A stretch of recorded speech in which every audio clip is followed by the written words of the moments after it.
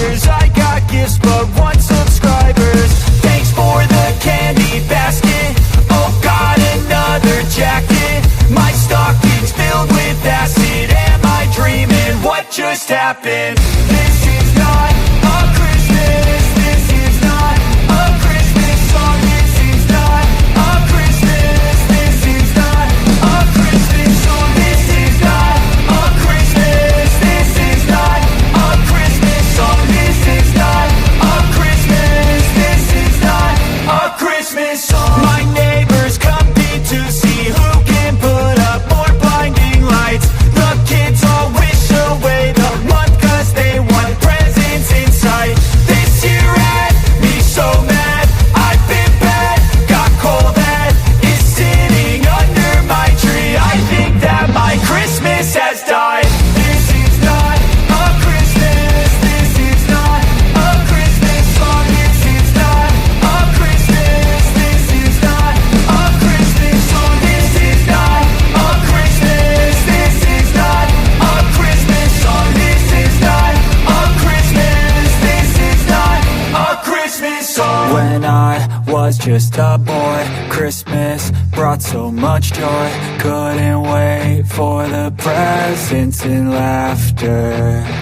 I couldn't sleep late at night, looking for Santa with lights. Those are the memories I still remember. Then I became a man, lost sight of who I am.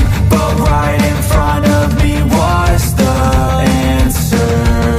'Cause on Christmas I feel joy, and I turn back to a boy. The answer is to stay young forever. This is not a Christmas. This is not a Christmas song. This is not a Christmas. This is not a Christmas song. This is not a Christmas. This is not a Christmas song. This is not a Christmas. This is not a Christmas song.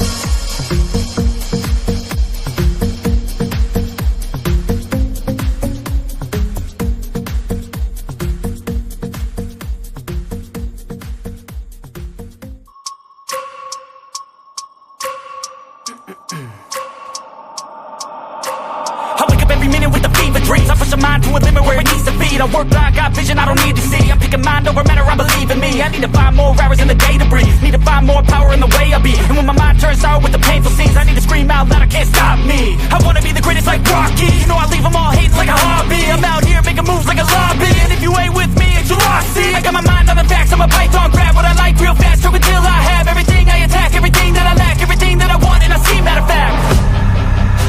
'Cause I'm my own worst enemy. Only if I let it be. I can control anything if I can just think carefully. I control my destiny. Deep up in my mind I manifest it. Every morning I wake up obsessed, and everything I do the best. And deep within my mind, you know I'll always manifest it.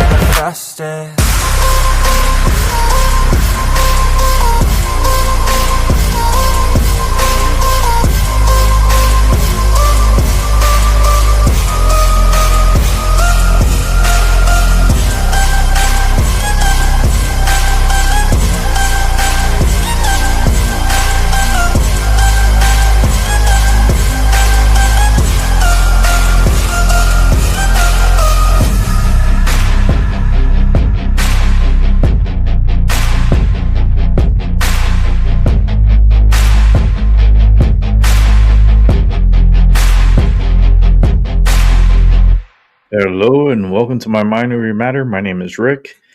Get the show started because it's like an hour and a half late because StreamYard decided to fuck up the whole show and I couldn't do anything. Everything was all scrambled. I was just livid. I even decided that next month I will be taking some time off and I'm gonna be taking care of some health issues that I gotta take care of.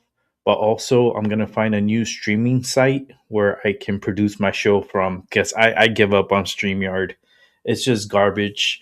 Don't like their setup. I don't like them scrambling all my music. I don't like them like I couldn't even get to my scenes. I couldn't get into my backgrounds. It was just a complete nightmare.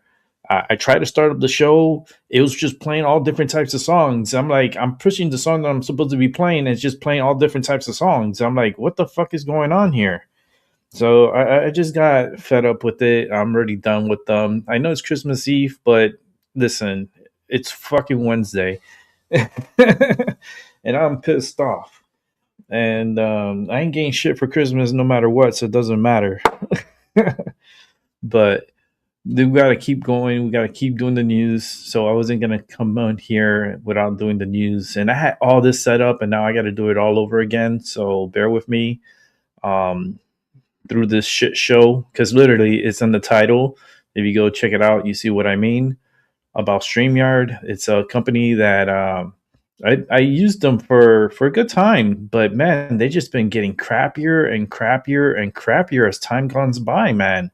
It's like, and the fact that they keep doing these updates and they think that they're doing something for the people, and yet they're not doing shit but fuck up the show. I can't anymore. I'm sorry. I'm not going to be paying you $45 a month plus tax to produce a show that you guys don't even know how to fucking get your shit right.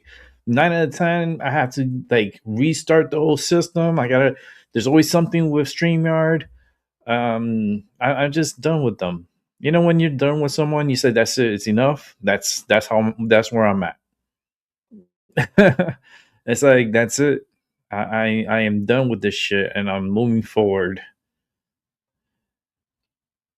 Let's see here, but Merry Christmas Eve. Oh boy, let's see. Guess California is gonna get their ass whooped. They need to get their ass whooped with enough rain. That's gonna mess up Cali. So we could definitely. I'm just setting up the show now because I had this all set up, but since I had to like restart my whole system again, it's just everything has not been working right tonight, and I'm just fed up with Streamyard. So let's go ahead. Yeah, of course. Look, let me take a picture of this message because I'm like I said, I'm just gathering gathering evidence to show StreamYard what the fuck I'm talking about. Every single time they always fucking up the show. Every time. There, I took a picture of it. It'll last me longer. Like every time, look right here, I got a message. Your browser has lost connection to your share screen audio. Try sharing your screen again. Restart your browser or restart the system. What the fuck? Are you kidding me? I ain't not doing this today. I'm not playing the hoops and hurdles with these motherfuckers. This shit is not free to do. I pay out of pocket to produce the show that they don't even can't even fucking get their shit straight. Why am I giving them money if they can't even get their shit straight? Like, no, I'm done with it. Um, but we got to get to this news because I want to get through this and end the show. I don't want to be here all night either. So we're gonna try to do this in under an hour and a half. We're gonna try to do it, and we're gonna go really fast. So buckle up, get ready. Let's go for it. We're gonna go in. Let's go in feet first on this one.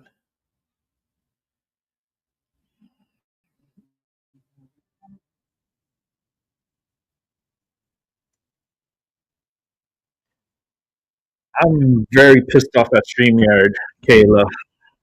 It's the streaming site that I use for the show.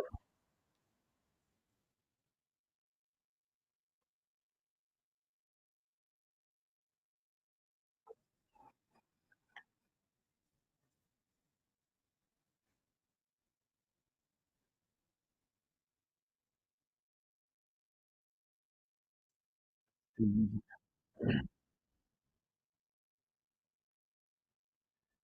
hey Kayla, what's up? James, the core, how you doing, brother? You doing good? Al B, what's up? I'm just stressed out with Streamyard.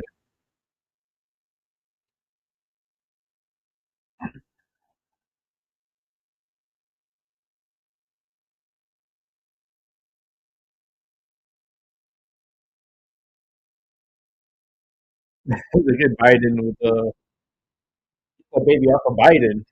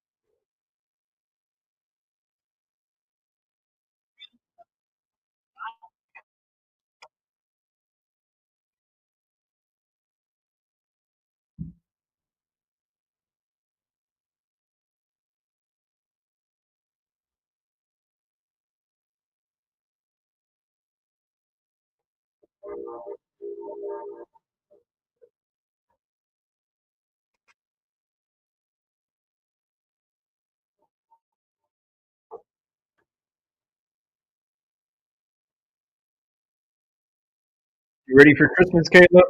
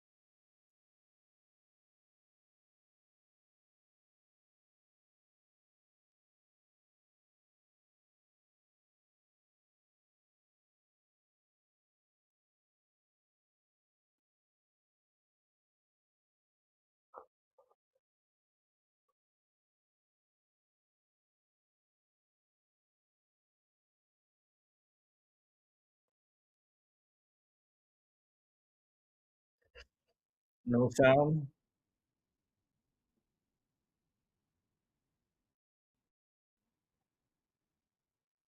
Thanks, Albie. No sound. I'm telling you, I started the show with so much hate for Streamyard that is continuing throughout the whole fucking show. The show started late because everything was all fucked up with Streamyard. Now I had to restart the system, re-upload the show, do a new show. Still fucking problems. I can't get a break with these motherfuckers, man. And then you call them to get it fixed. They're like, okay, yeah, we'll work on it, and they don't do shit, and they don't fix nothing. But still, they want their payment. They want their money. You know, they ain't gonna get next month's money because I'm gonna take my money and take it somewhere else. It's bullshit. Let's see if we can do this all over again.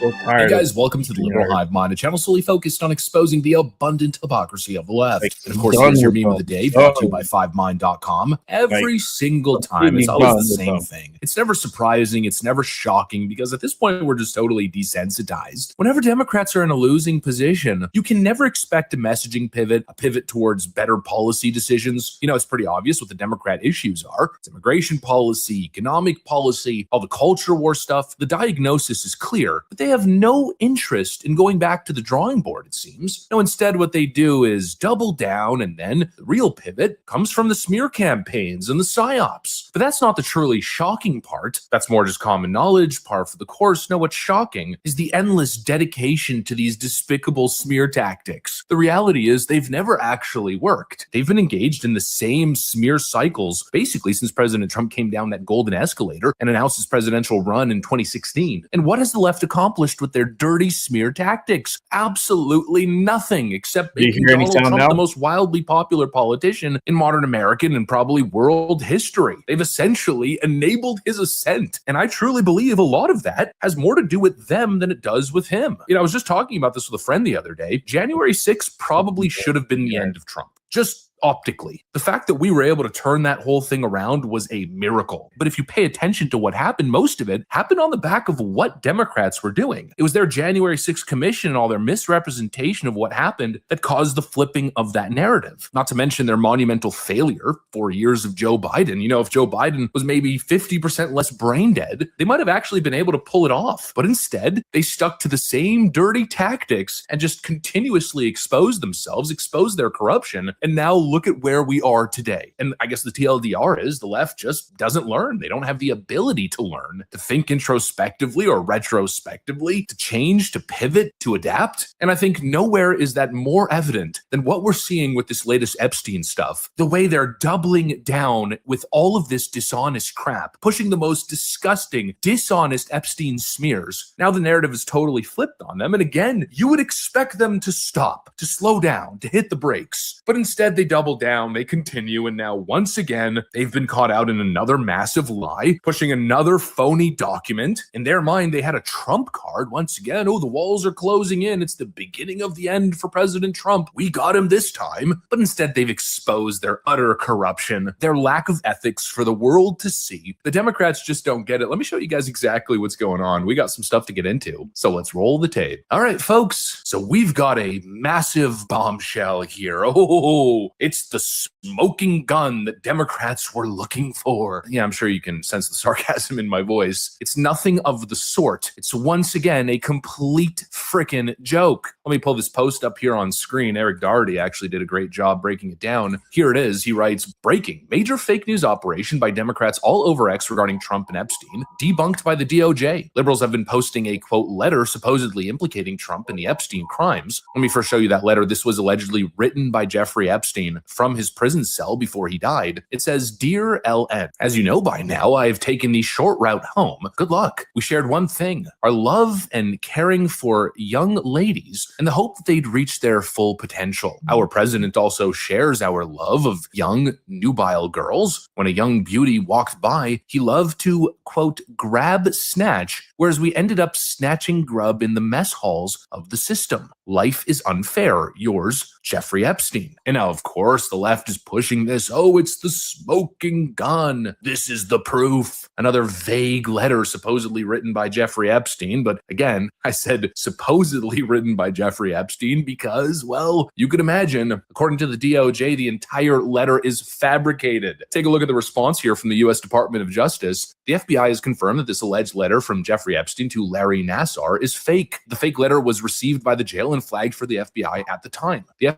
FBI made this conclusion based on the following facts. The writing does not appear to match Jeffrey Epstein's. The letter was also postmarked 3 days after Epstein's death out of Northern Virginia when he was jailed in New York. The return address also did not list the jail where Epstein was held and did not include his inmate number, which is required for outgoing mail. This fake letter serves as a reminder that just because a document is released by the Department of Justice does not make the allegations or claims within the document factual. Nevertheless, the DOJ will continue to release all material required by law. So, of course, that was the information that was released with the letter, but the Democrats don't give a crap. And so they've been posting this all over social media, making all kinds of slanderous allegations, all of it based on a lie. Another fake news operation, a coordinated flood of innuendo. Once again, the Democrats exposed themselves. It is becoming increasingly obvious, as if it wasn't obvious enough, the Democrats don't give a crap about Epstein's victims. They don't give a crap about human trafficking, these vile crimes against underage people. No, it's all politics. It's all about getting Donald Trump. That's been the only purpose of Epstein since day one. That's why they tried weaponizing their relationship with him. They turned a blind eye to the horrendous crimes that he was engaging in and rather wanted to use him as a political weapon against the president. I think we're starting to paint a little bit of a broader pattern here because now obviously this latest fake news drop and push, it's not a one-off. It's a whole ecosystem of lies and innuendo. A couple weeks ago was the claim that in 2017, Donald Trump spent Thanksgiving with Jeffrey Epstein. That was a lie. We've got all these AI-generated photos of Donald Trump and Epstein that the Democrats are flooding the internet with, not to mention the phony redactions of Virginia Giuffre's name. It's been lie and manipulation after lie and manipulation. And the Democrats are wondering why their approval rating is sitting at 18%.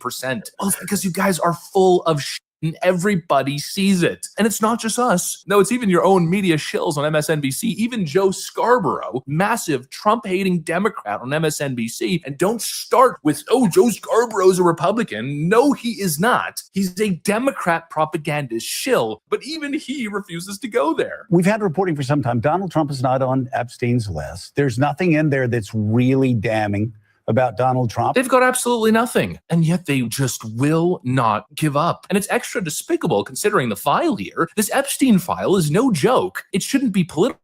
It shouldn't be partisan. Both parties should be working together to get to the truth, to uncover what actually happened here. But nope, the entire effort is one big anti-Trump conspiracy. It's disgusting, frankly, not just because it's dishonest, but because it's morally rotten. They're using the Epstein evil as a political prop while doing absolutely nothing when it comes to achieving justice for the victims. And this is coming from the Democrats. Ooh, the compassionate, morally superior Democrats that lecture us from their frickin' ivory towers. Oh, and here's an update. I'm stitching this in the video in post-production here. Would you look at that? Surprise, surprise. Despite the fact that this letter was clearly fake, CNN ran with it anyways. Letter sent by Jeffrey Epstein, apparently in the days before he took his own life, to convicted sex abuser Larry Nassar, who, again, convicted of abusing so many U.S. gymnasts over the years. In that letter, Epstein wrote to Nassar, our president, and he was referring, it seems, to President Donald Trump at the time, our president also shares our love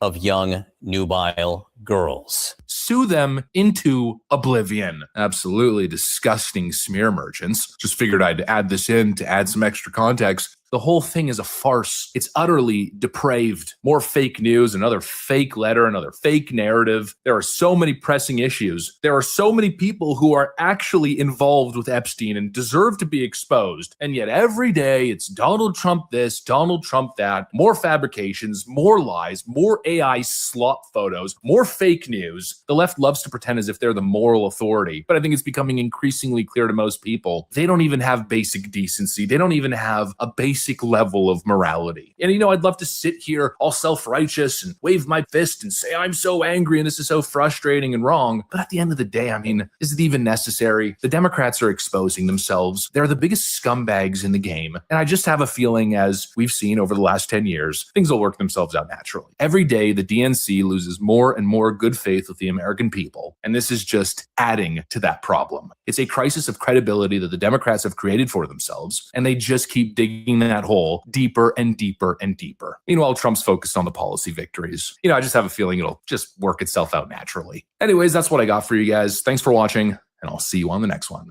All right, so let's keep it moving. Since we're so behind, we're going to watch some Tyson de la Cruz. Justice Department releasing a partial batch of the Jeffrey Epstein files, missing today's legally binding deadline for all of the documents. The release includes many previously released files, in addition to thousands of newly released photos and a lot of blank.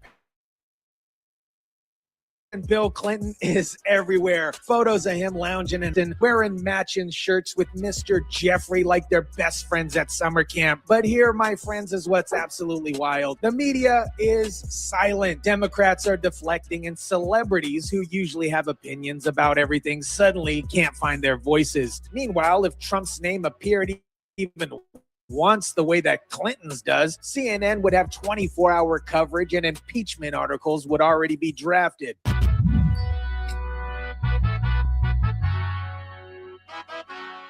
You knew Jeffrey Epstein, didn't you? Yeah, I did. We flew Bill Clinton and a lot of different. That was a humanitarian trip to Africa. Bruh. What is up, guys? Tyson de la Cruz here. Thank you so much for rocking with me. I've said it before. Nothing is going to happen to Bill Clinton. This dude was getting head in the Oval Office and lying under oath. I did not have sexual relations with that woman. And now we've got photos of him wearing matching outfits with a convicted trafficker. But watch this. He'll skate on this like he skated on everything else. The Justice Department released thousands of documents and photos on Friday, and Bill Clinton is obviously the main character of this show. We're talking about photos of him in hot tubs, on private planes, at Jeffrey's properties, and the media's response.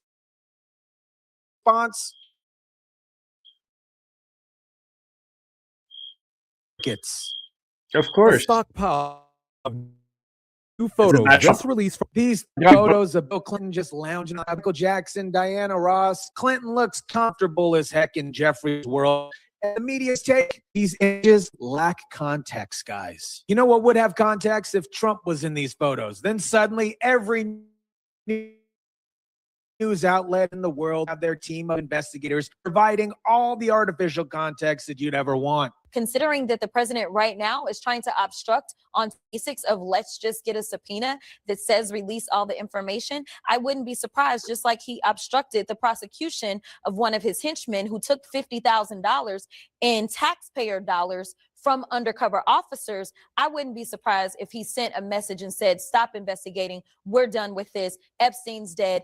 I don't want to hear anything else about it. Clinton's spokesperson is already out here doing damage control, saying he denied any wrongdoing. I did not have sexual relations with that woman. But nobody's asking him to explain why he has so many photos looking so the guy who was running a trafficking operation. But here's what kills me about this situation. The same media that spent 4 years investigating every person Trump ever shook hands with is now telling us that being photographed multiple times with Jeffrey Epstein doesn't mean anything. That people care that oh my God, they're going to be embarrassed that Bill Clinton is in, but nobody's embarrassed that Bill Clinton is in there. Bill Clinton is in there and something happened, then fine. Bill Clinton deserves whatever he gets. Now, let me show you one of the most severe cases of Trump derangement syndrome that I've ever witnessed. Tim Kaine went on Meet the Press, and watching him trying to deflect from Clinton was absolutely pathetic. Imply any criminal wrongdoing. But does Clinton owe the public an explanation about his relationship with Jeffrey Epstein? You know, I actually haven't tracked what President Clinton has said. And if there are unanswered questions, you know, he should address them. And I suspect suspect he will. Are you kidding me? You are a United States Democratic senator. There are photos of a former president with a trafficker all over the news, and you haven't tracked it, Timmy? But I bet you could tell me what Trump tweeted 3 years ago. Donald Trump and Jeffrey Epstein knew one another pretty well. The circumstances of that friendship and how it broke up are disputed, but they knew each other. So when Donald Trump they knew each other, to his but Bill Clinton the looked like prosecutor who cut the sweetheart deep deal in it. with Jeffrey Epstein back during the Bush administration. He put Alex Acosta in his cabinet. Acosta later had to resign in disgrace. Yeah, and they had a falling out. Meanwhile, your boy Slick Willie is wearing matching shirts with the guy who you supposedly haven't tracked. This, my friends, is textbook Democrat playbook.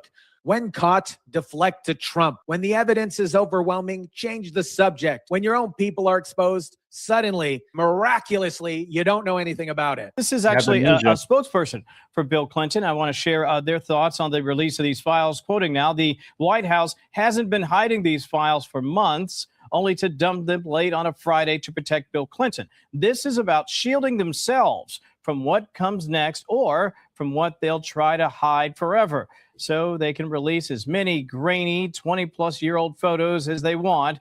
But this isn't about Bill Clinton. Oh, It's not. really?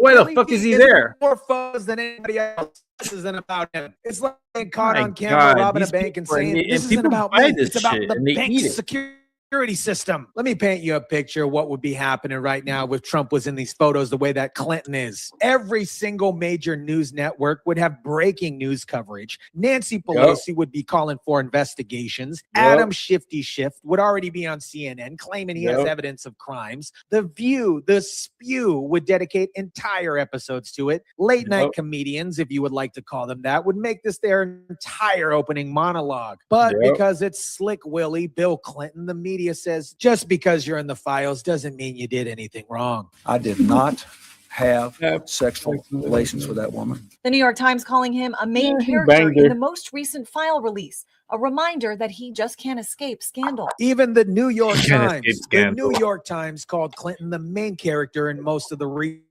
files released. When the New York Times is admitting that you're the main character in the Jeffrey scandal, you got something there. But watch how they frame it. A reminder that he just can't escape scandal. Like scandals just follow him around through no fault of his own. No. Bill Clinton creates scandals because he keeps doing scandalous things. Blame Trump. Now Clinton's team is accusing the White House of making him the scapegoat. Let me get this straight. Trump releases the files like he promised. Clinton is all over him, and somehow Trump is the bad guy for releasing them. This, my friends, is the peak, the pinnacle of Democrat logic. How dare you expose our corruption? Make us look bad by showing people what we actually did. You know what I find absolutely fascinating? All these celebrities who have opinions about everything. Where are they at now? Michael Jackson is in these photos. Diana Ross is in these photos. Richard Branson is in these photos. And all of a sudden, everyone who usually can't shut up about politics has absolutely nothing to say. Bill Clinton. Nice guy.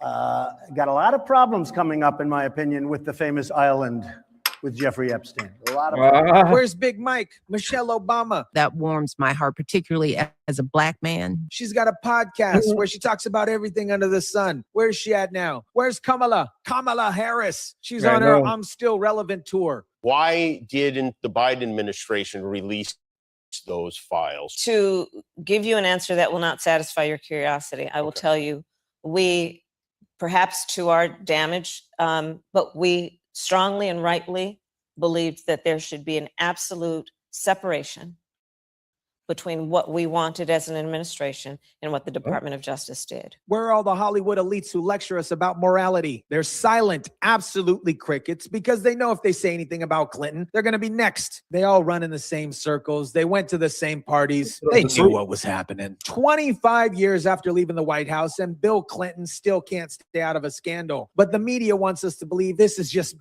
bad luck. No, my friends, this is a pattern of behavior from a man who's never faced real consequences for anything. The Epstein Files Transparency Act passed by Congress called for the release of all files with limited exceptions within 30 days, a deadline that has now come and gone. Many lawmakers calling Friday's release insufficient and a violation of the law. DOJ released a fraction of what they have, heavily redacted, and then pulled back some of the files the next day. The Justice Department also insisting more files will be released and continuing to say that the reason why it's taking so long is so that survivors and victims' identities are not revealed. America, I'm going to tell you exactly what's going to happen with Slick Willie Bill Clinton. Absolutely nothing. He'll keep giving speeches for 500 grand a pop. He'll keep living his best life. The media will memory hold his story in a week. And Democrats will continue to pretend that they're the party of protecting women and children while they circle the wagons around this guy who was photographed wearing matching shirts with the trafficker. This is the same party that spent 4 years investigating Trump for a phone call, but can't find the time to ask Clinton why he's all over the Epstein files. The same party that claims to believe all women, unless those women are accusing Democrats. The same party that lectures us about morality while protecting the most immoral people in their ranks. They haven't changed since the plantation days. They're still the party of protecting their own, no matter what they've done. The only difference is now they do it while calling you a racist, a bigot, for noticing. Watch, in 6 months, Clinton will be back campaigning for a new book or campaigning for whoever's running, and the media will act like none of this ever happened. Because this is how the game works, my friend, when you're a Democrat. The rules simply don't apply. The evidence doesn't even matter. And the media will always cover you. Let me know what you think about this. Drop it down in the comment section down below. Smash the like button if you kindly would. Share, subscribe. And as always, guys, I'll catch you on the next one. Thank you, Tyson, for a great episode. Yeah. Because what happened to accountability? You know? We lost all accountability. Once you get to that high rank and you're part of that clique, you're kind of like invisible. You know what I mean? And they try to attack Trump. They tried with the FBI and CIA and all those motherfuckers going into Mar-a-Lago, sniffing and looking through Mariana's. Like, oh God, that place was a. And they say, "Oh, Trump is weaponizing the DOJ." Excuse me. I don't suffer from amnesia. I don't believe they catch y'all for stupid. But didn't we just witness what Biden did with the DOJ, going after Trump and all of his people, all the Republicans? Freaking, they would try to go after Giuliani. They try to go after everybody. Everybody. Like, are you kidding me? And turns out, like, the Democrats, it was all dossiers that they unleashed at the same time. These are all dossiers. These are plays that they all this is pre-planned. They just release the dossier, so then they go into action, and then things happen. It's, you guys, you need to follow up. Keep watching what I watch, and you'll learn more. All right, let's keep it moving because we got more to watch. So let's get to it. Let's bring in retired Navy Captain Brent Sadler now. He's also a former Pentagon official and senior fellow at the Heritage Foundation. Brett, great to see you. Hey, great to see you as well, and Merry Christmas. It is such a relief, and it's just long overdue for a president to actually come down hard on Venezuela and its leader, Nicolas Maduro. What do you make, first of all, of what Trump has done so far regarding trying to stop this narco trafficking crisis that we've seen now for decades, and nobody's ever done anything about it until now? Yeah, I mean, for historical context, I mean, we've been fighting this war against the narco cartels that span more than any one country. It's bigger than Venezuela since the late 80s. But really, only in the last 6 months or so, by ratcheting up the pressure and actually attacking these drug smuggling boats and actually interdicting the illicit trade that's coming out of Venezuela, has President Trump, for the first time in recent memory, actually gone to the heart of the issue. And that's the business model, the money-making capacity of these illegal, illicit cartels that rely on regimes like Maduro's to provide them a protection racket to operate and move their poison into the United States, kill Americans. And it's also become a springboard for the Chinese, the Russians, and of course, terrorist groups like the IRGC out of Iran and Hezbollah as well. Yeah, and this is a situation where Democrats have been calling this inappropriate and calling it murder. The president calls it terrorism. And when there are terrorists that are trying to harm Americans in the form of fentanyl and the millions of deaths that we've seen in this country due to these drugs that are being illegally smuggled into this country, why would we not want to protect Americans? Where do you see this moving forward in the new year? Do you believe Democrats will ever get on board with the fact that what we are doing is just protecting Americans? That is the bottom line. That is the reason for all of this. Well, that's sort of a partisan hyperbole. Really does not consider Americans' best interest, and certainly not our physical security of American citizens on the streets here in the United States. It's purely for political posturing, and it needs to stop. This is an issue of national security. It's an issue of physical security of far too many Americans and families that have been hurt and damaged by the narcotics trafficking. But it's also one of grave national security issue. Congressman Adam Smith, his comments, I think, were off base and missing the mark. For far too long, the United States government has ignored the national security threat brewing south of our border. The Chinese have the largest embassy that does more than just stamp visas in Bahamas, and they have a listening base in Cuba. And the Russians have been training up other countries beyond Venezuela in advanced weapons. This is not something that we should have allowed to occur with at least somewhat of a diplomatic and a much more a forceful response years ago. So it's unfortunate that it has to be this aggressive. But this is a result of decades of neglect, and it's good to see President Trump taking the fight to our enemies and basically allowing the people in the region of Latin America to have their voice again. Yeah. Nothing good has happened in Venezuela since Hugo Chavez. No, and the Venezuelans would agree with this mission. And if this isn't a deterrent, I don't know what is. I mean, blowing boats out of the water that are filled with drugs coming into the United States is the only way, quite frankly, because they've been warned for decades and nothing's been done about it to stop the drugs from flowing in. But it has to go beyond the boats. So what is next? I mean, putting pressure on Maduro, fine. He loves to threaten back. It's not like they have any kind of military assembly whatsoever to actually go to war with the United States. But Colombia needs to be held. Petro needs to be held accountable as well. So where does this go next? Because this is, it seems like the first of several steps, as Pete Hegseth has described. Oh, yes. No, the noose is tightening, and Maduro is not the primary target. It's the narco cartels. And then I guess a third target is to get the Chinese, the Russians, the Iranians out of our hemisphere, who have no goodwill for us by their presence here in the region. So going after the drug boats, step one, that is actually starting to hurt the bottom line of the cartels that provide the money and the resources that allow Maduro to stay in power. The second is going after the illicit petroleum industry. Now, this is bigger than Venezuela. It's actually a global issue. And I'd be looking around to see where else you see these dark fleet tankers getting seized and taken. There was one in the Indian Ocean a couple weeks ago that was delivering from China sanctioned missile parts as Iran tries to rebuild its missile inventory. But there's another right now that's got my attention. That's Bella 1 that has to China that has basically been, at least for now, without any Venezuelan oil on board. But that oil is 70% or more of the GDP of Venezuelan's government and their economy. So going after that illegal trafficking in oil will hurt their bottom line. It also hurts the Russians' bottom line. And it certainly is going to make it harder for the Chinese to get a cheap oil on the open market, or at least the black market.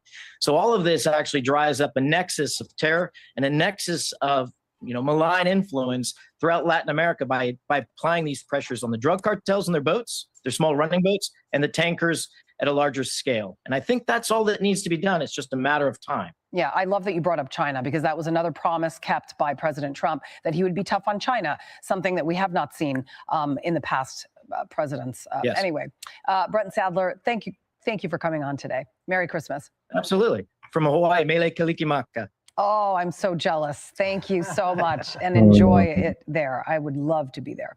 Hey everyone, I'm Emily. Right? Catch me and my co-host. I'm pretty sure it's like 80 degrees straight, like tropical beautifulness over there. Let's keep it moving. New text messages reveal what happened in the hours after Florida teen Anna Kepner was found dead on board a Carnival cruise ship, and how her family tried to handle it. Good morning, I'm Molly Line. Merry Christmas Eve, everyone. Great to be with you. Wonderful to be with you again, Molly. I'm Rich Edson, and this is America's Newsroom. Newly released court documents include texts between Anna's stepmom and her ex-husband. very little about Anna was mentioned. Instead, the focus was on their son, Anna's 16-year-old stepbrother, and how to protect him. Jonathan Siri has the latest from Atlanta. Hi, Jonathan. Yeah, very strange story. Good morning, Rich and Molly. The court has released documents showing text exchanges between relatives in the days immediately following the death of 18-year-old Anna Kepner.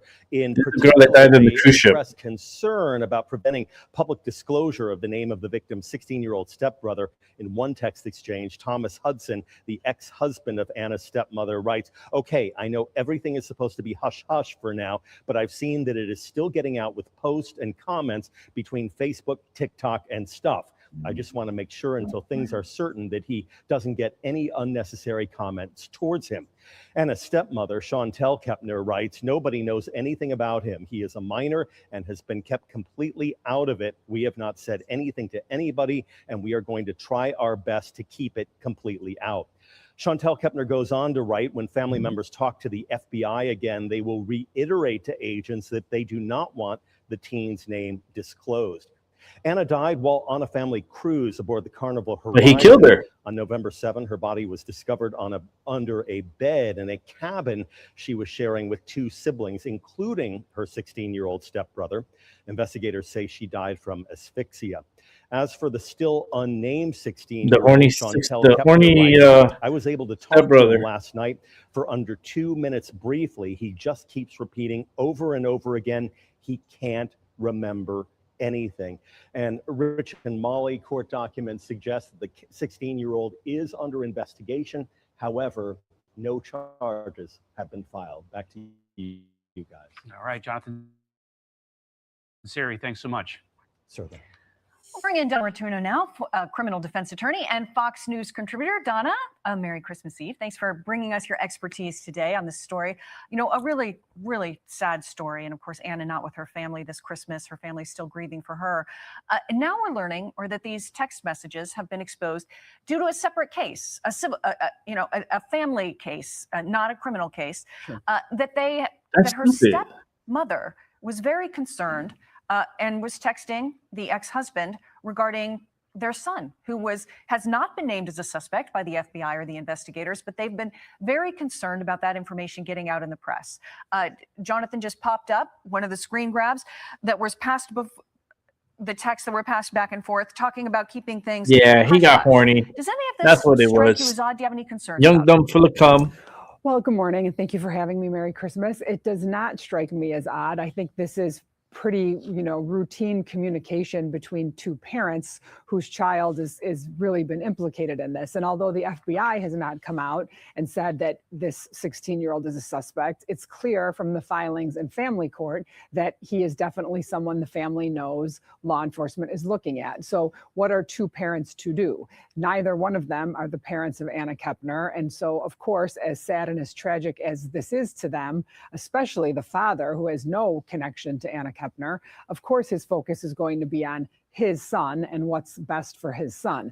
I know that there's been some talk about these texts being callous and the fact that they don't recognize Anna, but I think, that's sort of looking for something to be critical about. I'm sure that these people feel awful about he the got death horny. of Anna, but at the same time, they're trying to protect their son. So I think that these texts are standard in the sense that what do we do here? This is a child who clearly has emotional issues. He was put in a facility right after this happened.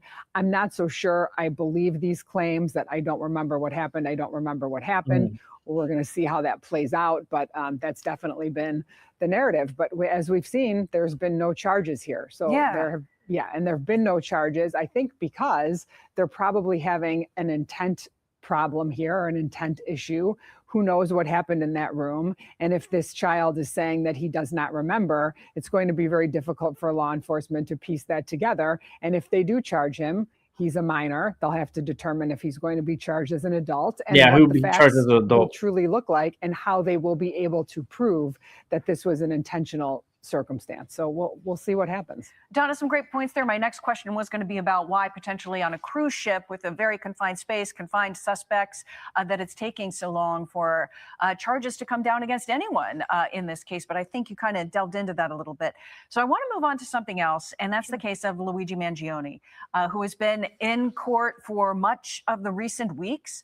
His lawyers, of course, he's charged, I should say, in the premeditated killing of the United Healthcare CEO, Brian Thompson. Also now, just a little over a year ago, not with his family. They are also still grieving, still seeking justice. And this case is moving forward very slowly. And they've been going over a lot of evidence. His defense attorney is trying to keep that evidence out of court when this eventually goes to trial. There are two cases here. There's a state and a federal case. What do you make about their efforts specifically regarding trying to stop the death penalty from potentially being instituted in this case? Well, you are correct. There are two circumstances here. We have the state case in New York. We have the federal case. Damn The death eyebrows. penalty issue Oh is my only God. on the table in relation to the federal case. This guy's nothing So, but of eyebrows. course, lawyers are going to do everything they can do to try to spare their client's life, which is what they're trying to do here for Mr. Mangione. So what I think we're going to see is they're going to throw everything at the wall to see what sticks. In any death penalty case, especially, lawyers file extensive motions. There's going to be extensive appeal processes if he were to be found guilty and given the death penalty. So we're going to see a lot of litigation. In terms of whether or not this motion to try to have the death penalty removed from this case, I don't think it's going to be successful. Ultimately, that is a decision for a jury to He's determine if smiling someone like is he's going like to be he's put to proud. death. If a case is eligible as charged Like a for damn elf. potential death That's what penalty, he looks like. He looks like an elf on the resolution, shelf. then that is what the situation is here. I don't think that there's anything very compelling to say the death penalty should be taken off the table just because the Attorney General Bondi was a More looks lobbyist like a rat. for the company that did work He with reminds United me of the Healthcare. movie I don't Rat think that Boy. rises to the level of why the death That's what he penalty is looks being like. sought here. He The looks death like Rat penalty is Boy. being sought because Mr. Thompson was gunned down, shot in the back on the streets of New York. Donna Rentuno, thank you very much. Thanks for coming in on this holiday and sharing your expertise. We greatly appreciate it. You're welcome. Hey everyone, I'm Emily Compagno. Emily, Catch me and my Emily. We got to keep it moving, Emily. We got more to watch. Oh, it's Trump. Participating in the NORAD Santa calls now. We are live from Mar-a-Lago. Let's listen in and see what they're saying. As well as they'll give you Santa's current location. Then there's going to be a brief pause as we connect the child's call, and then they'll be placed directly on the line with you. And then you'll hear our team let the child know that they're connected with you, the president. That sounds great, General. Any questions? Well, Okay. General. Our caller is ready for you if you are. Thank you very much. Go ahead. Perfect. Hmm. Mr. President, Yes. I am now connecting you to Anastasia, who is 4 years old, and Jasper, who is 10 years old. They live in Sepulta, Oklahoma, and Santa is currently headed for Prague, Czech Republic. Oh, very good. That's very exciting. Good. Let me have them. Hello. Hello. Hi. How are you? This is the president. Hello, you are. Oh my goodness, Jasper, Amy, hello, hold on 1 second. Hello, Fred. The president. How are you? Say hi, Trump. Hello, everybody. Hi. Merry Christmas. I love Oklahoma, by the way. Merry Christmas. Thank you. Merry Christmas to you. Hi. Merry Christmas. Christmas. Thank you very much, honey. Very much. Very happy Christmas and happy New Year to Do you. you know where he's flying over? Thank you. Do you have a question to ask? You have a question? He's over Germany right now. So What's your question? 2 hours and he will be at your house. They didn't get the time. Yes. And what did you ask Santa to bring you? You can take your time. Oh, wow. That's what happens when you get kids. on him. Yes. Right. I hope he will be Yeah. right. I Good. hope the dreams come true. That has a tracker on him. Okay. Well, we track Santa all over the world. We want to make sure that Santa is being good. Oh, Melania's Santa's a taking a very phone good call person. also. We want to make sure that He's not speaking infiltrated. to someone. That we're not Oh, infiltrating that's into cool. our country of bad Santa. So we found out that Santa is good. Thank you. Bye. Santa loves you. Santa loves Oklahoma like I do. You know, Oklahoma was very good to me in the election, so I love Oklahoma. Don't ever leave Oklahoma, okay? Okay, I'll try. Good. That's good. And Andy, you got a question? go ahead, hon. You want when Santa? You want to Your ask phone when connection's Santa's gonna be horrible. here? Okay, ready? Yeah. Okay, when is Santa gonna be here? Santa's going to be here. Well, Santa's going to stop over tonight, leave you a lot of beautiful presents, like really beautiful presents. What do you want more than anything else? What present would you like? Hello, Emily. Hello. Merry Christmas. Wow, Dollhouse. dollhouse. Wow. I think we can Oh, work innocent. that out. I have a feeling, Mommy, that we can work that out, right? Family. I think Santa's going to bring you the most beautiful dollhouse you've ever seen, okay? Let me know how good the dollhouse is, but we owe a lot to Santa, so I think Santa will fulfill your wish, I okay? look forward to it too. So, are they? Thank you, are they honey. there? Take care of yourself. Merry Christmas. They're a little bit- Say hello to Oklahoma. We love Oklahoma, okay? Thank you. Trump is too funny. Merry Christmas, thank you. Thank you, darling. Thank you very much. Okay, next. Emily, you hear Trump me? is like, next kid. Throw this kid on the I phone. figure you should hear some of this, otherwise you're not going to know what's going on. Oh, maybe she's shy, right? And she's very good at Santa. Just not now, listening to this. Santa is now over. She's very focused. First Lady is very focused. Okay, you can go ahead. Next one. General. I think it will be when it will be very dark. Very Yes, late Mr. President, we're tonight. about to drop the next one in. And President Trump and First Lady Melania taking calls from children as they track Santa with the NORAD tracker. Multitasking couple there from Mar-a-Lago. First Lady Melania talking to Melania's children really on- good at on it. the phone, She's and good then at talking with President children. Trump, doing it on speakerphone so that we could all hear it there. The president talking Trump on to two speakerphone, but it's youngsters not from good. Oklahoma. Apparently, we have learned that one young lady in Oklahoma hopes that Santa will bring her a dollhouse. The president saying he thinks Santa may just deliver that. A special moment on Christmas Wow. Eve. We'll continue to monitor that. You know and something? bring it more. He can more make of it to you happen. as we get it. Hey, Sean Hannity here. Hey, click All, here all to Trump has to do, and this is wild, right? That's the power of the presidency. All Trump has to do is make a call. He knows where they live. He knows they will be sleeping. And he can just make a phone call and have someone deliver a dollhouse outside and a couple of extra gifts. Shit, if I was president, I would have done that. I'd be like, yo, give me my phone. Hold on. Yeah, kid wants a dollhouse. Expedite it. We got people out there, so just get to one of the stores, get the dollhouse, deliver it to this location. Like that. That's the power of presidencies, right? And Trump he has the money. That man is a multi-millionaire. That guy is like more richer than rich. And that's one thing I want to say. Like, so many people want to be president, right? So many people has inspirations of becoming presidents, right? But I feel like if you want to be president, then you should be really, really fucking good at business.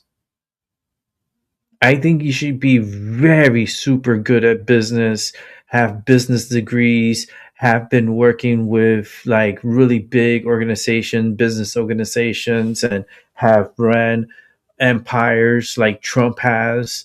Like he's like that he's like the perfect president for the country because the man has experience. He knows how the people are and how the people are struggling when they're struggling. He knew America was struggling for the 4 years Biden was took the country hostage, stole the election, and fuck you, YouTube, if you want to censor me, go fuck yourself. Stole the election, and and history, we we should all be getting reparations for what happened for the past 4 years of Biden's years. I think we all should be given a check for the bullshit we went through with them, with him and Kamala. Oh God, that's just like, I feel like, I think those 4 years was like the Twilight Zone for me. But I feel like if you're gonna become president, you should be one hell of a fucking great businessman in order to take over that job. If you're not a good businessman, get the fuck out. You're wasting the country's time, because we need someone that knows how to run a system, not someone that's going up there of popularity. Oh yeah, I'm popular. I used to be a bartender. Yeah, I'm gonna be president. AOC, go get me a drink, bitch. I'm tired of this shit. The train of truth, right on time. Crazy, man. It's crazy. I'm tired of all these like clowns in Washington. It's just, they always tell me, "Oh, you should go and run for, being." And I was like, I don't want to run shit. I don't want to go into no commitment to go into Congress and be a congressman. I don't have not in this lifetime. Not in this lifetime. I'm too injured. My back is too fucked up. I'm annoyed already with StreamYard and my neck is just really jacked up. Like I don't know. I just feel weird. My neck feels really weird tonight. Out of all nights, it's just, it is what it is, and I'm trying to do my best, but that's one thing that doesn't change is this fucking pain in my neck. But let's keep it moving, and let's watch what's next. Hey guys, welcome to the Liberal Hive Mind, a channel solely focused on exposing the abundant hypocrisy of the left. And of course, here's your meme of the day, brought to you by FiveMind.com. Okay, friends, so if you thought what was happening with Tim Walz, Ilhan Omar, Keith Ellison in Minnesota, if you thought that was bad, well then I'm here to tell you that this is just the start. We're only scratching the surface, baby. If you think the fraud that's been uncovered in Minnesota is bad, well then I gotta say you are not ready for what is likely to be uncovered in California. If we're talking about government scams, NGO rackets, welfare abuse, illegal immigrant schemes, well, California is the damn Mecca. That's where the fraudsters go to pray. I mean, it's the place where all of these for turning these compassionate programs into corrupt cash pipelines. And now, well, it seems as though it's all going to be unearthed. I think what happened in Minnesota really woke people up, and now the people are starting to ask questions. They want answers. And so, of course, it's no surprise that now California is in the national spotlight. In other words, Gavin Newsom is likely just as cooked as little Timothy Walz there, little tampon Timothy. It appears as though the pressure is on. Gavin Newsom's worst nightmare is about to materialize. Let me show you guys exactly what I mean by that. We got some stuff to get into, so let's roll the tape. All right, folks, so it appears as though the mass systemic fraud is a whole lot worse in Gavin Newsom's California than Tim Walz's Minnesota. County over 4 years is completely unaccounted for. That's $2.3 billion that could have been used to clean up this, or find housing for people who live like this, or to fix this part of Venice Beach, where people own $1 million homes but are too afraid to walk their dogs because of this. There have already been 2 indictments linked with probe, but U.S. Attorney Bill Asaley says there are a lot more to come. Bill, how long has this kind of fraud been going on? I mean, the homeless issue in Southern California is a massive issue. Taxpayers have forked over tens of millions, if not hundreds of millions of dollars to fix it. And people are stealing it? It's unbelievable. And, it's probably been going on for a very long time, but unfortunately, no one's really looked at it until recently. Before this position, I was in the state legislature, and we would ask a lot of questions about the billions of dollars being spent every year to solve homelessness. And we can all see with our eyes and ears that it wasn't being solved, and the money wasn't going to the people who needed it most. So one of the first things I did after being appointed as the U.S. Attorney here in LA was to create the Homeless Fraud and Corruption Task Force. And frankly, we were starting from the bottom up, and we began brand new investigations with the IRS and the FBI, and it's already culminated in 2 indictments, and I can assure you that more will come. In the 2 indictments you've announced thus far, in one case, somebody was taking this money that was meant to build homes for the homeless and spending it on things like tickets to Coachella concert, jewelry, and a Beverly Hills mansion. It's frankly outrageous, and this goes to show when you hand out billions of dollars with little to no oversight, there are people out there that will take advantage, and that's always been our suspicion, is that there's been very little oversight or accountability to the individuals who receive this money. Most of the money goes out to nonprofits or developers who claim they're going to use the money to build housing. And what we saw in these 2 investigations, that's not where the money went. And it was used to pay one individual's American Express bill. We're talking a massive amount of money that's been set aside to help the homeless. What percent do you think might be stolen? We don't have that number yet. What I can tell you is just in these 2 cases represent over a $50 million loss. And that's, again, scratching the surface. We have many more investigations open that I cannot get into, but we are going to follow the money. We're going to follow every dollar, and we want to make sure the money went to its intended objective, which is to assist the homeless. And if any of it was diverted for personal use or other use that wasn't authorized, we intend to criminally prosecute those individuals. So allegedly, $2.3 billion that was sent to Los Angeles County over the last 4 years is, quote, completely unaccounted for. And let me ask you, how is that even possible? You know, I give somebody a quarter and they lose it. It happens. You know, you dropped it, it fell out of your pocket, it fell in between the car seats. Not a big deal. $2.3 billion just poof, disappearing. How is that even a thing? You know, that's bigger than the GDP of some freaking nations. But in California, I guess it's a public spending rounding error. And the craziest part is that you know that this just scratches the surface. This $2.3 billion disappearing that they're talking about is obviously a drop in the bucket because, as we know, money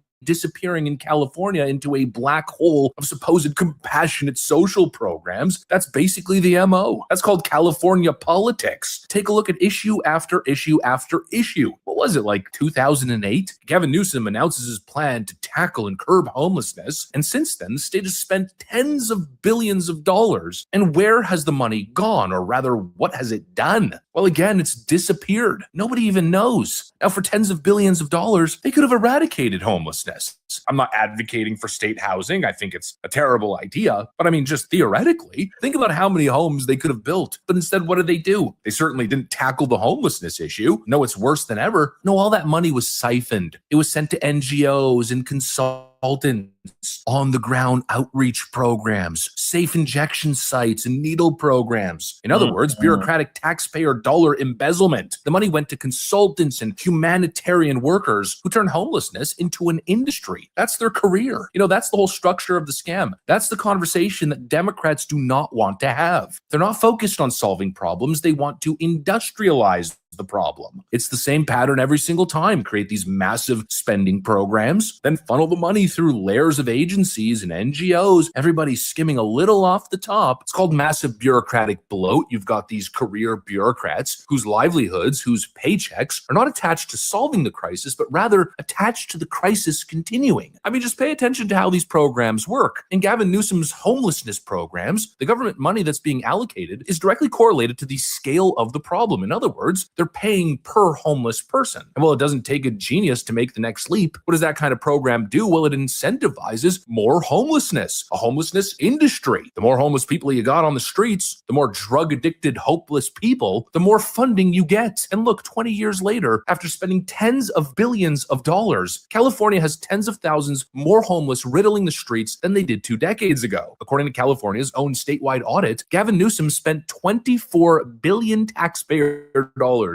$24 billion on homelessness, and they've got nothing to show for it. So when people are saying, where did the money go? It's not a right-wing talking point. No, it's the most basic demand, especially considering the lack of transparency and proper reports coming from the California government on these issues. You can't even track the money. You can't verify where it's going. They can't even prove what results they've produced. And yet they want more and more and more and more funding every single year for problems they told you they'd solve a decade ago. Come on, it's money laundering, it's taxpayer dollar embezzlement, all under the feel-good banner of humanitarianism. And California is the center of all of it. You want to find corruption? Simply lift the California rock, and what you'll expose is a massive ecosystem of fraud and taxpayer abuse. And well, it seems that's exactly where we're headed, folks. Things are about to get real interesting. Gavin Newsom's probably sweating friggin' bullets, and frankly, he should be, because the Trump DOJ is not stopping after this investigation into Tim Walz. Anyways, that's what I got. Thanks for watching, and I'll see you on the next one. All right, let's keep it moving. Is being closely watched by Governor Gavin Newsom. The governor issued a state of emergency in Los Angeles, Orange, Riverside, and San Bernardino counties. Here's a live look from our Glendale camera right now, where you can see how much a lot of rain. swelled in the LA. The state of emergency allows the state to free up some resources immediately. Newsom's office says they activated emergency authorities, and they're working closely with local partners to try and protect communities and keep Californians safe.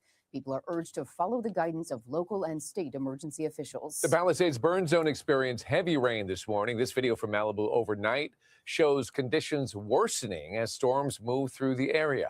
Eyewitness News reporter Tim Caputo has been braving the elements all day to keep you updated on the conditions. And how are things right now, Tim? David, there's a brief respite at the moment. Actually quite nice, making for what'll be a pretty sunset along the Pacific Ocean. Actually nice considering how bad it was all day today through the morning and afternoon. And you see, we are not out of the woods yet. Behind me, Topanga Canyon Boulevard remains closed, and those evacuation warnings you mentioned are still in effect essentially everywhere along PCH, from Rustic Canyon past Pepperdine, because more rain is on the way. A familiar task in an unrecognizable neighborhood. We used to always clean this drain, and here we are. Deborah Wiley, ankle deep in water, once again clearing the storm drain on the Palisades Street where she lived for 42 years, up until the January fire. Deborah and her husband lost their home, but stopped by today to see how their empty lot is holding up in these downpours. We were just worried again because we normally would be here, and we knew how the house behaved when it was a house, but now that it's just dirt, and it's so wet, we wanted to see what was going on. Across the Palisades in Malibu, everyone keeping a close eye on all the burn scars from the Palisades and Franklin fires, worried this Christmas soaker will further damage communities just starting to rebuild. At Duke's Malibu, which was damaged from mudslides a month after the Palisades fire, K-bars on PCH are one of the last lines of defense. Elsewhere, sandbags at front doors and tarps on hillsides are set up, intended to keep everything in place. The mountains, definitely the hillsides. Yeah.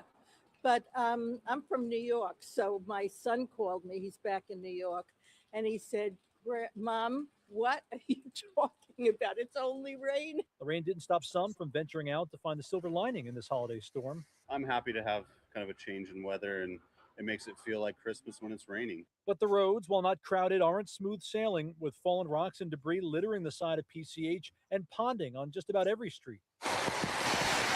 Thanks to Deborah's usual work, this giant puddle disappeared, clearing the street, even if there's no one living here to specifically help. But maybe more symbolic on this Christmas Eve that the sense of community here is still strong. A rainstorm here used to not be anything that you would really worry about, but we did come out. We lived here for a long time, and we did come out and clean this drain every time there was a full storm. But it just, cleared the community drain for everybody. So this brief respite from the rain, nice and all, but it doesn't mean Topanga Canyon Boulevard will be opening anytime soon. In fact, you could read the sign itself. It says reopening TBD. The expectation is maybe Friday, but essentially as long as it's raining, as the storm is coming through, this road will remain closed. You best avoid this area at least for the next couple days. We're live in Malibu. Tim Caputo, ABC 7 Eyewitness News. Okay, Tim, thank you. Some breaking news to get to right now. The storm is causing major flooding on the 5 freeway in Sun Valley. This is the first time today we're getting to see that damage from Air 7. You can see the water over the surface of the road there. The 5 freeway is closed in both directions. We got to clean the drain pipes. For several hours. Caltrans has been out there all day trying to pump that water out. It's going to be a while before things are cleared up. No, that sucks. Let's keep it moving to the last show of the night, which is Tyson De La Cruz. Made a stunning admission about the 2020 election after almost 5 years of assuring voters all procedures were followed. It turns out that may not be entirely true. America, with Christmas around the corner, we just got the biggest vindication in modern political history. Bolton County, the same county that tried to prosecute illegally properly certified 315,000 votes without provocation. Let me say that again. 315,000 illegal votes in a state that Biden supposedly won by 11,779. Come on, man. But here's the kicker. Trump said that exact thing on a phone call they tried to throw him in jail for. And now they're admitting he was right all along.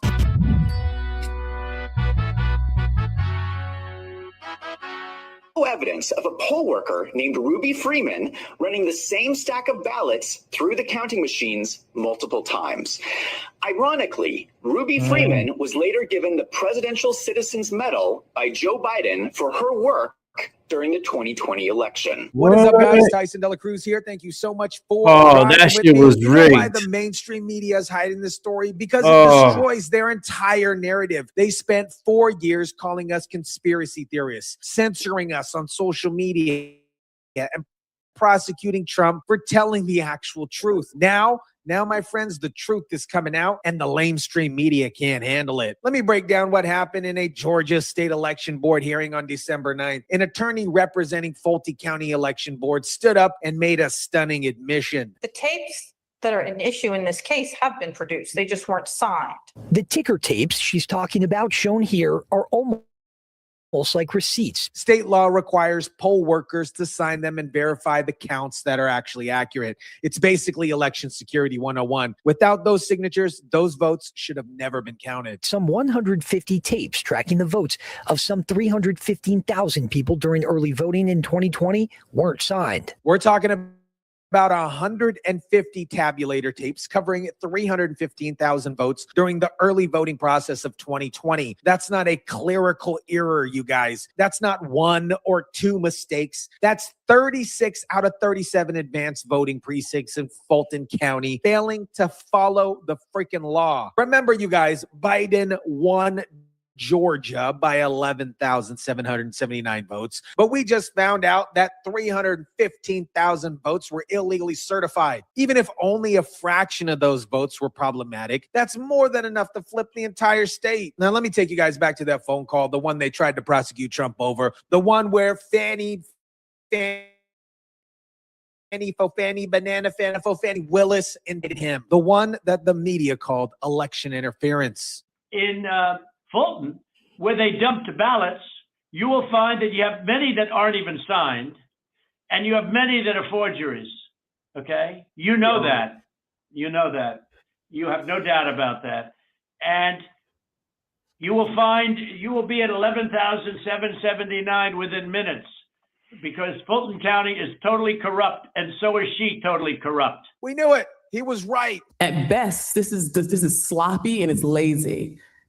At worst, it could be egregious and it could have affected an election. But instead of investigating Trump's claims, they tried to throw him in prison for making them. They called us conspiracy theorists. They censored everybody on social media. They told us we were threats to democracy for asking simple freaking questions. And now all of a sudden they're admitting everything Trump said was true, but they still want to punish him for being right. My friends, this is not justice. That is political prosecution. I took an oath to do the right thing. People came into my community and committed a crime, and I indicted them. And rest assured, if someone else comes in my community and commits a crime, I will indict them again. Listen to Fannie Banana Willis defending her decision to prosecute Trump. What crime? What crime, Fannie Banana Willis?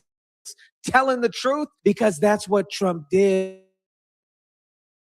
He said Fulton County illegally certified votes without proper verification. And now your own county tapes. The investigation found that officials at 32 polling sites failed to verify their 0 tapes.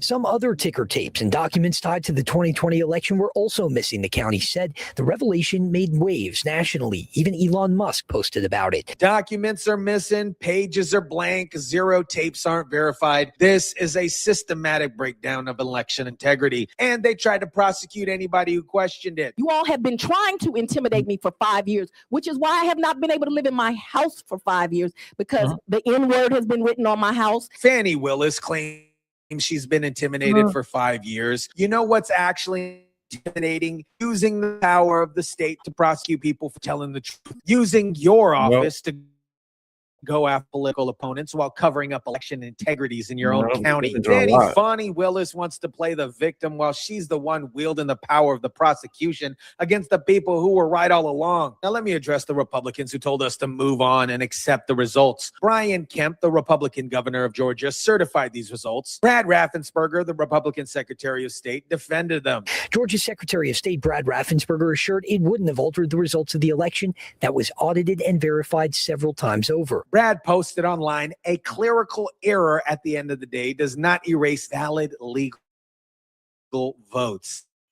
A clerical error. One unsigned tape is a clerical error. One missing document is a clerical error. But 148 missing tabular tapes covering 315,000 votes, that, my friends, is not a clerical error. That's systematic fraud or incompetence so severe it amounts to the same thing. These Republicans had the power to investigate. They chose not to. They were more concerned about being liked by the media than protecting election integrity. They threw Trump under the bus to save their own political careers. I think about my friends who spent hundreds of thousands of dollars defending themselves against these politically motivated charges, and that's the witch hunt. Where were you 3 years ago when this could have been investigated properly? Now, here's where it gets really interesting. The Trump administration's Justice Department just filed a lawsuit against Fulton County demanding all ballots and election results from 2020. The Justice Department filed a federal lawsuit against Fulton County demanding ballots and election records from the 2020 presidential race. The DOJ says the county failed to comply with a federal subpoena, but Fulton officials say some of the materials are sealed. Sorry, those records are sealed. We can't give them to you. What a bunch of baloney. That's baloney. Thing that we have been legally required to provide, Fulton County has provided, and we will continue to obey the law. Again, the problem in this case is what they're asking for. We don't have access to that information, nor does the clerk, because once again, it's under what's called a court order sealed by the court. And there was a process that they'll have to go through to have access, to get access, to gain access to those documents. And when that happens, they can have anything they want to have. Let me ask you something. If everything was legitimate, why are they fighting so hard to keep records hidden? If there was nothing to hide, wouldn't they just want to prove their innocence? But instead, they're lawyering up and claiming they don't have access to their own election records. The DOJ says this is part of broader efforts to secure election data. It has sued 18 states for voter list. 18 states where the same clerical errors somehow all benefited the same candidate. You're telling me this. Ain't nobody in the world believes that Biden got more votes than Obama. Come on, man. Even Stevie Wonder can see what's going on here. The Georgia State Election Board voted to refer this to the Attorney General for a $5,000 fine per missing signature. That's it.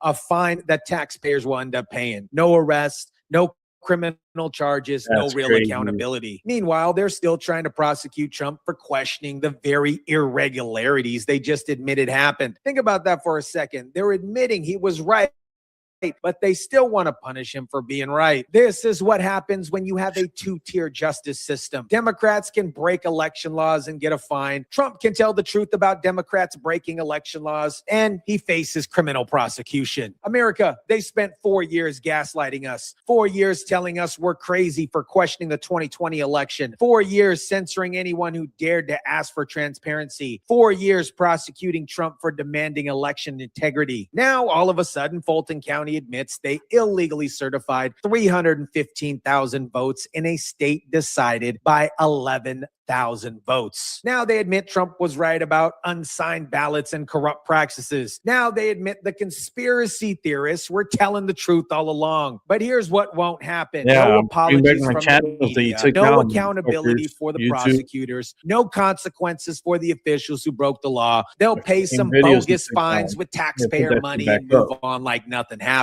Meanwhile, Trump's DOJ is investigating 18 states with similar fraud. The dam, my friends, is breaking. The truth is coming out, and every single person who called us conspiracy theorists owes us a freaking apology that they'll never give. The 2020 election wasn't the quote-unquote most secure election in history. It was the most corrupt.